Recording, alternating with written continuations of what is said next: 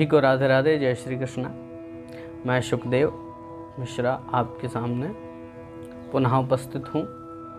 और जैसा कि हम हरि भक्ति विलास ग्रंथ की चर्चा कर रहे हैं, और इस ग्रंथ के बारे में मैं आपको पहले परिचय बता चुका हूँ, फिर भी एक बार मैं आपको बता देता हूँ।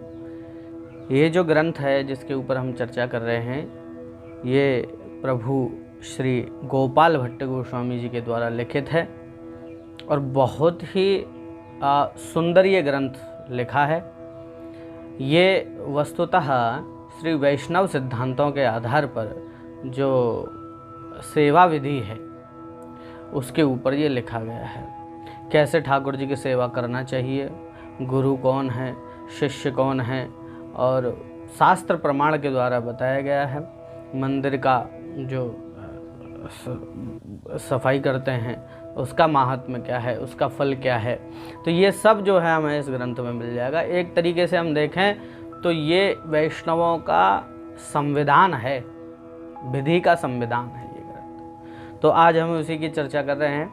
और इसी ग्रंथ के अंतर्गत हमने देखा कि हमने गुरु का लक्षण किया, तत्पश्चात हमने शिष्य का लक्षण किया, फिर हमने अगुरु का लक्षण किया, जो वास्तविकता में गुरु होने योग्य नहीं है, उनका क्या लक्षण होगा, और फिर हमने शिष्य का लक्षण किया। और अब हम अशिष्य का लक्षण करेंगे कि जो उपेक्ष है, मतलब जो गुरु को त्यागना चाहिए जिनको, उनके बारे में क्या कहा है कि ऐसे कौन से शिष्य हैं जिनको शिष्य नहीं बनाना चाहिए।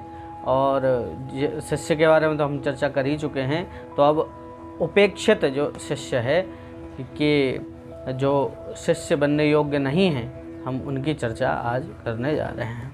तो चलिए प्रारंभ कर लेते हैं। मंगलाचरण से ही प्रारंभ हम करेंगे। मंगलाचरण बोलते हुए फिर हम आगे बढ़ेंगे।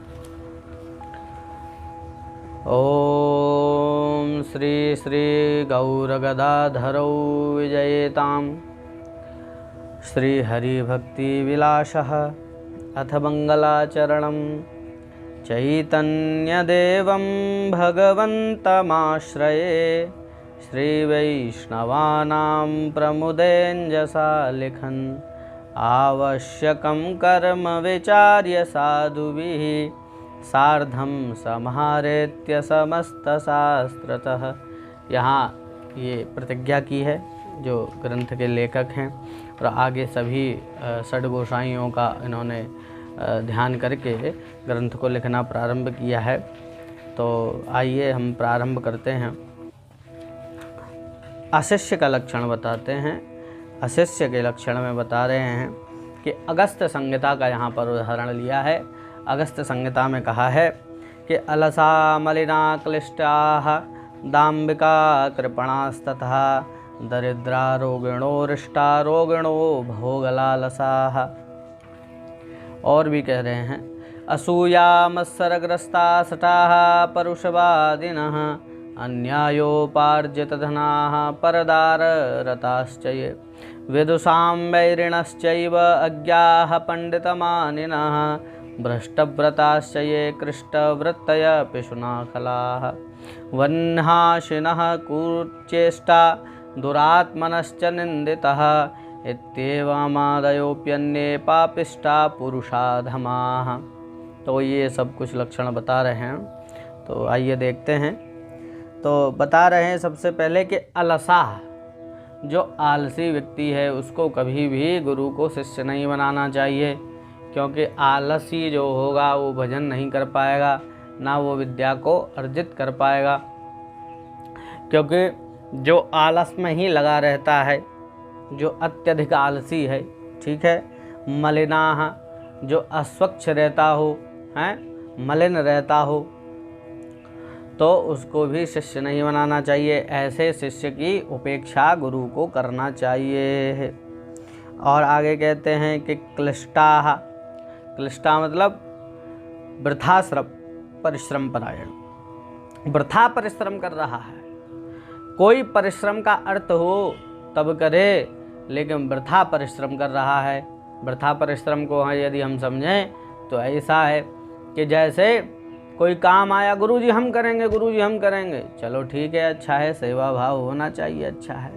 लेकिन पढ़ने की बारी आई, जब गुरुजी ने कहा सभी शिष्य पढ़ो और महाराज कोई काम आ गया तो गुरुजी हम करेंगे, गुरुजी हम करेंगे, तो जो वृथा परिश्रम में ही लगा रहता है, केवल पढ़ता नहीं है, विद्या अर्जन भी करे, सेवा भी करे, तब तो ठीक है।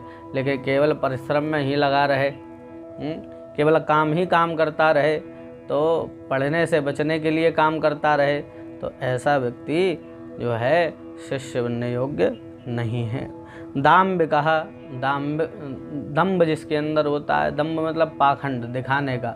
गुरुजी आए तो किताब लेके बैठ गए, गुरुजी नहीं है तो मस्ती कर रहे हैं, ऐसा नहीं होना चाहिए।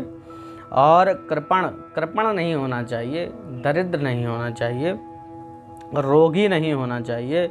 रोगी होगा तो भजन नहीं बनेगा, सेवा नहीं कर पाएगा। और क्रोधी नहीं होना चाहिए, शिष्य को कैसा नहीं होना चाहिए, क्रोधी नहीं होना चाहिए, क्योंकि क्रोध करने वाला व्यक्ति कभी सेवा परायण हो ही नहीं सकता।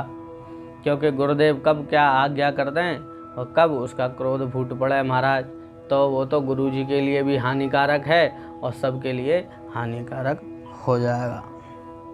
विषय लोलुप, आगे कह रहे हैं विषय लोलुप भी नहीं होना चाहिए। जो वस्तुओं की इच्छा करे, कभी गुरुजी से कहे गुरुजी हम ये खाएंगे, कभी गुरुजी से कहे गुरुजी ये खाएंगे, तो विषय लोलुप हैं, वस्तुओं की इच्छा करे, गुरुजी कार की चाबी दे दो, हैं गुरुजी गाड़ी की चाबी दे दो, तो ऐसा जो है शिष्य नहीं होना चाहिए। विषय भोगों से भोग लालसा युक्त भी नहीं होना चाहिए, मत्सर युक्त जो होगा वो भी नहीं होना चाहिए, कटुभाषी नहीं होना चाहिए, अन्याय से उपार्जित धन धान्य संपत्तिमान नहीं होना चाहिए, अन्याय से। और जिसने जो ब्लैक मनी कहते हैं आज का जो चलता है, तो ऐसा शिष्य अगर गुरु बनाएगा तो गुरु के लिए भी जो है आगे चल के खतरनाक साबित हो जाएगा, क्योंकि आगे चल के उस पर क्या होगा, जो अन्याय से वृत्ति उसने कमाई है, एक दिन छापा पड़ेगा तो गुरुजी को भी डूबेगा और खुद भी जाएगा। ठीक है, तो ऐसा शिष्य भी गुरुजी को नहीं बनाना चाहिए। उसकी संपत्ति को देखना चाहिए कि इसने कैसे कमाया है, ईमानदारी से कमाया है या बेईमानी से कमाया है। ठीक है। परदार रत, दूसरे की स्त्री में जो रत है, जो व्यभिचारी है, जो चरित्रहीन है, ऐसे व्यक्ति को भी शिष्य नहीं बनाना चाहिए, क्योंकि वो गुरु को ही बदनाम कर देगा। विद्वान विद्वेषी, जो विद्वानों से विद्वेष रखता हो, ऐसे शिष्य को भी शिष्य ना बनावे, हैं जिसकी विद्वानों में श्रद्धा ही नहीं है, तो ऐसा व्यक्ति शिष्य बनने योग्य नहीं। अज्ञ होकर पंडिताभिमानी, और ना जानते हुए भी अपने ज्ञान का अभिमान जिसको हो जाए, हैं उसको भी शिष्य नहीं बनाना चाहिए, क्योंकि अगर ऐसे व्यक्ति को शिष्य बनाएगा तो गुरुजी को ही कहने लगेगा, अरे गुरुजी आपको तो कुछ नहीं आता है। गुरुजी मान लो कभी श्लोक बताते बताते भूल गए तो गुरुजी से कहेगा, अरे गुरुजी को तो हम ही बता देते हैं महाराज। तो ऐसा भ्रष्ट व्रत वाला नहीं होना चाहिए। कष्ट से जीविका उपार्जनकारी, बड़े ही कष्ट से जीविका को उपार्जन करता हो, ऐसे कोई ना बनाए, क्योंकि वो कष्टों में ही अपने जीवन को निकाल देगा। पर दोष सूचक, दूसरे की निंदा करता हो, दूसरे के दोषों को देखता हो, दूसरे की बुराई करता हो, ऐसे शिष्य को शिष्य ना बनावे। और खल यानी पर पीड़ाकारी, अत्यधिक भोजनकारी, दूसरे को कष्ट देने वाला होए, हैं जैसे धुंधकारी था, दूसरे के बच्चों को लेकर के फेंक देता था कुएं में, किसी को मार आता था, किसी की खोपड़ी फोड़ देता था। तो ये पर पीड़ाकारी नहीं होना चाहिए शिष्य को। यदि ऐसा शिष्य है तो वो उपेक्षित होगा। अत्यधिक भोजनकारी नहीं होना चाहिए, क्रूर चेष्टा करने वाला नहीं होना चाहिए, दुरात्मा नहीं होना चाहिए, निंदित कर्मकारी नहीं होना चाहिए, पापिष्ट पुरुषाधम व्यक्ति शिष्य होने के अयोग्य है। ऐसे ये सब कुछ लक्षण बताए हैं, ये बताया है अगस्त्य संहिता में। तो अगस्त्य संहिता का यहाँ पर उदाहरण लिए हैं। और अब इससे आगे हम आपको बताएंगे, ये तो हुआ शिष्य का लक्षण, अशिष्य का लक्षण, गुरु का लक्षण और अगुरु का लक्षण। यहाँ तक ये गुरु के लक्षण और शिष्य के लक्षण समाप्त होते हैं। इसके बाद अब जो है परीक्षा आएगी। परीक्षा कैसी? बोले गुरु को शिष्य की परीक्षा करने का अधिकार है। वो तभी दीक्षा दे जब उसके साथ कुछ काल व्यतीत कर ले। एकदम से दीक्षा नहीं देना चाहिए। कोई आया, गुरुजी हमें दीक्षा चाहिए, दीक्षा दे दी, नहीं, ऐसा नहीं। जब वो आए और साहचर्य निवास करे, तब दोनों आपस में एक दूसरे के जो व्यवहार और जो दूसरे के साहचर्यवास से जो एक श्रद्धा और ज्ञान और उसकी प्रकट होता है, तो उससे पता चलता है कि इनका स्वभाव कैसा है। तो स्वभाव जब तक नहीं जानेंगे तब तक गुरु शिष्य का जो है संबंध आगे तक नहीं चल पाएगा, लंबे काल तक नहीं चल पाएगा। इसलिए परीक्षण जरूरी है।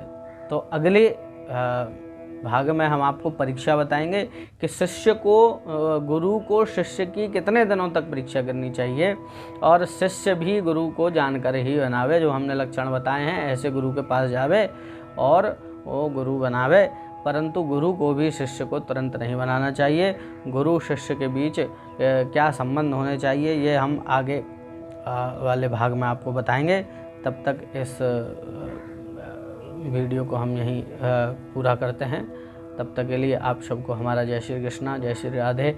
और जन्माष्टमी आने वाली है और सबकी आपको खूब खूब बधाई।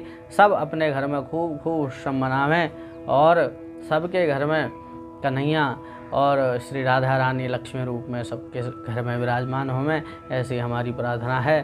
तब तक के लिए आप सबको जय श्री राधे, जय श्री कृष्ण।